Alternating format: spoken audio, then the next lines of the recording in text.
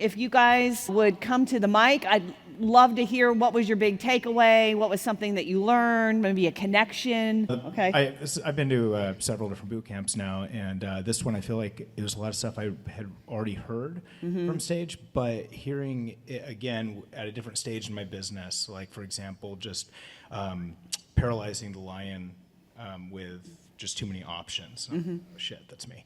Just having too many pokers in a fire. You and I had a conversation about that. Right. And the other one was more of actually kind of a nuanced experiential thing that I had. I got the pleasure of actually meeting Mr. Peterson, getting a picture with him. And as we've had these pictures with different people who have come, it's kind of just say, hi, shake your hand, all right, get out of here, kind of thing.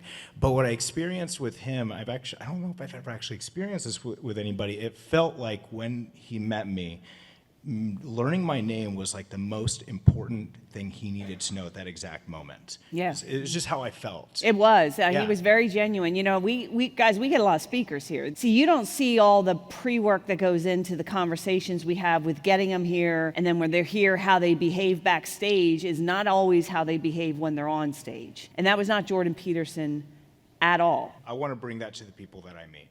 Right, It's a right. big takeaway. And that's a good, that was so good that you pick up on that. Like, so you see somebody doing something and you can learn from it positive. So, great job. We'll go over here. My big takeaway this year was clarity for my own sanity. So every year I've been dealing with substandard net profits, and my focus is now going to be the 20 percentile range. So we have money to do stuff with to expand and do the things that we want to do. Absolutely, I love it. All right, and who you got there with you? That's my son Cameron. Hey, Cameron, what did you get from the conference? Did you at least get some swag? I mean, my girls come through and they clear the tables out. I mean, they just, I got a lot. Okay. He won the Nintendo Switch. He won the Legos. Well, he won what? something else. Dude. All right, well, thank you. Thank you, Cameron. All right, go over here. Hi, I'm Danny. This is Andy. We're Dandy IT. Super excited to be new launch That is member so Academy. The main thing I took away is when you said we don't always meet our goals, but we always meet our standards. And our standards are defined by what we do every single day. And so we have to take a look at our habits and what we're doing, and we have to really take a look at that marketing side and what we're doing every single day, and those procedures and how we're going to raise our standards to reach our goals. And so, like, that's my takeaway. I love it. All right. Well, this is also our first boot camp, and so there's a lot of information, a lot of almost overwhelm. But we definitely learned that to deal with overwhelm, you write it down. And specifically for this conference, we've learned to make a few bullet points of what we're going to accomplish and what we're going to take from this. Make sure that we have our action items. Yeah, you have to. If you're going to be in business, again, like I said, everybody deals with it. Whether you're a brand new startup trying to get your first customer, I guarantee you, these guys up here will say, yeah, they feel overwhelmed on a regular basis. Even though whatever level of success you're at, you're always going to have to deal with overwhelm, because overwhelm is a process of growth. Like, in other words, so you're always going to be in overwhelm, and part of just knowing that's normal. Then it kind of, you don't go, oh my God, I'm overwhelmed, I must be doing something wrong.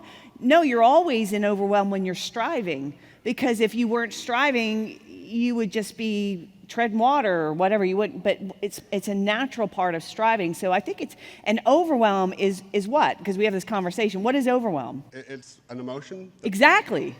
But we don't let our emotions control what we do. Right, but the thing is, like, if you have a broken arm, it's a broken arm. You're not going to be able to use it. It's going to be very painful. But overwhelm is a matter of what you're going to decide to focus on. And the way I look at it is, like, if I want to build muscle in the gym, I have to overwhelm my muscles in order for them to grow.